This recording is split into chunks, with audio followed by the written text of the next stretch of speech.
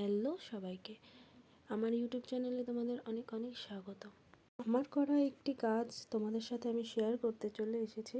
বিয়ের পিঁড়ি দুটি অনেক পুরনো, তাই আমি প্রথমে বিয়ের পিঁড়ি দুটোকে ভালো করে শিরিষ কাগজ দিয়ে ঘষে নিয়েছিলাম।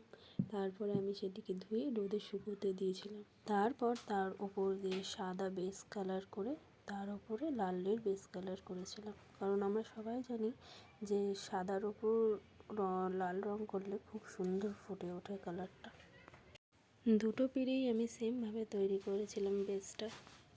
কাজটা করতে আমার বেশ কয়েকদিন সময় লেগেছিল। তারপর আমি দুটো পিঁড়ির ওপরে আস্তে আস্তে করে সুন্দর করে চারিদিকে কলকা করে নিয়েছিলাম।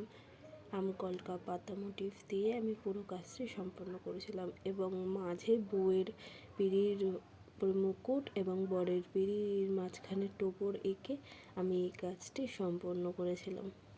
আশা করি তোমাদের সবার খুব ভালো লাগবে। তোমরা অবশ্যই জানিও কাজটি কেমন হয়েছে। কাজটি করতে আমি শুধুমাত্র সাদা ও লাল এই দুটি ফেব্রিক কালার ইউজ করেছি। দেখো, কথা বলতে বলতে আমার বরের পিঁড়ির কাজটি কমপ্লিট হয়ে গেছে। এখন আমি বরের পিঁড়ির কাজটি করেছি। বরের পিঁড়ির মাঝখানের মুকুটটিও প্রায় কমপ্লিট। এবার চারধারে কলকা করলেই কাজটি আমার কমপ্লিট হয়ে যাবে। সরি, ওটা মুকুট নয়, ওটা টোপর। এই মুকুট আর টোপর বড্ড গোলা।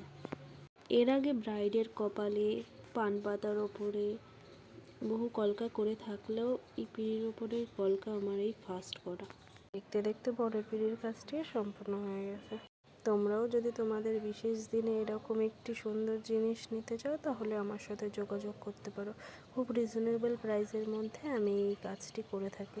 এছাড়াও তোমরা বিয়ের সামগ্রী যেমন গাছকৌটো, কুলো, আইবুড়ো ভাতের থালি, এগুলো তোমরা তোমাদের মন পছন্দ মতো কাস্টমাইজ করে নিতে পারো।